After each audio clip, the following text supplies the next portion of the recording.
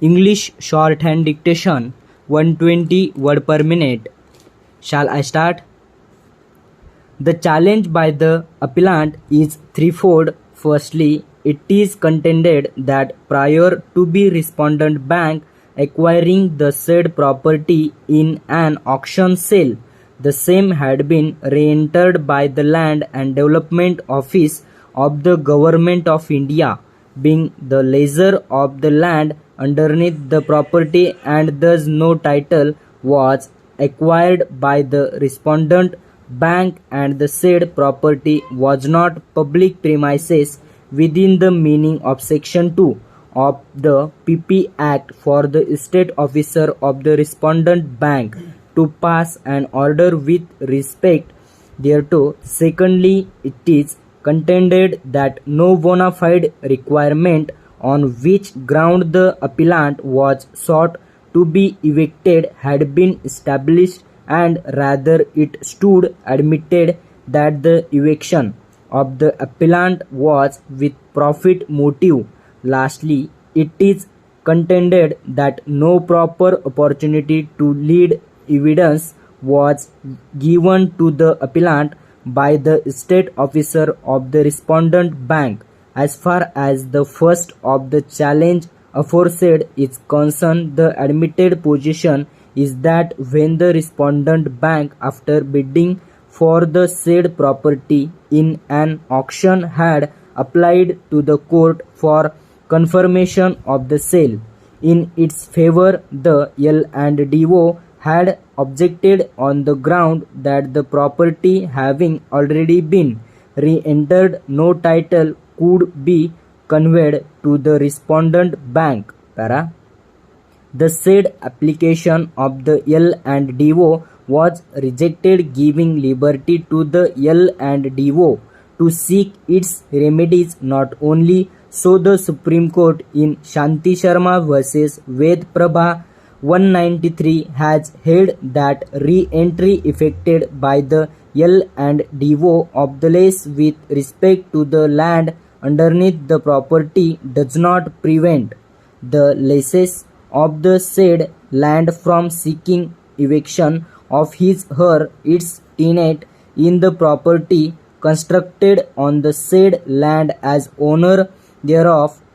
It was held that unless the L&DO pursuant to the said re-entry repossess the property, the lessee of the land is fully entitled to deal with the tenants inducted in the property constructed over the said land as owner, landlord, and the tenants of the lessees cannot challenge the title of their landlord upon the senior counsel for the appellant being comforted with the said judgment. He had no reply thereto. Now, therefore, it has to go by the earlier decision of the court, which has decided that matter. The possession of the premises to be delivered by the tenant to the L&DO and not to its landlord. We have on demur asked the senior counsel for the appellant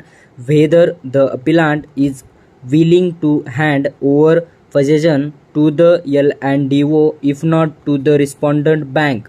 The answer is in the negative. The said conduct of the appellant demonstrates the malafide of the appellant in seeking to retain possession of a valuable property in the prime central business district of the capital city of Delhi on some pretext or the other.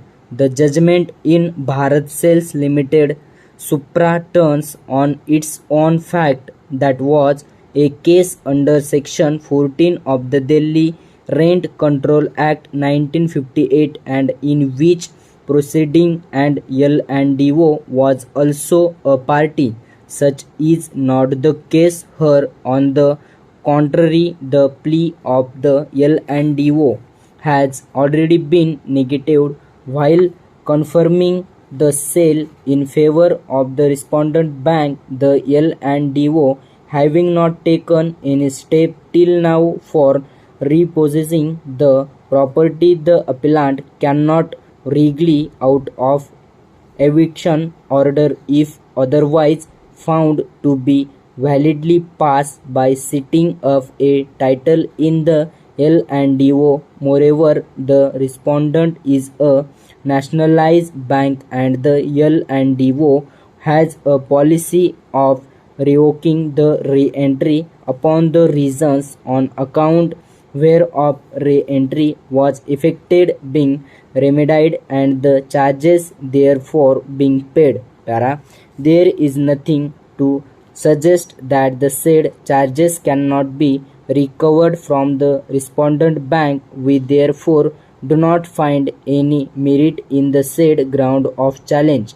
As far as the second ground aforesaid of challenge is concerned, the finding of the premises being required by the respondent bank is a finding of fact, not interferable in writ jurisdiction, much less in an appeal arising therefrom. The appellant admittedly is an old tenant in the premises at a merged rent. This court in Iyer and Son Private Limited versus LIC of India affirmed recently in Life Insurance Corporation of India versus Damayanti Verma has held an public sector bank as the respondent to be fully justified and endeavoring to earn maximum out of its properties. No case thus for interference with the findings of the state officer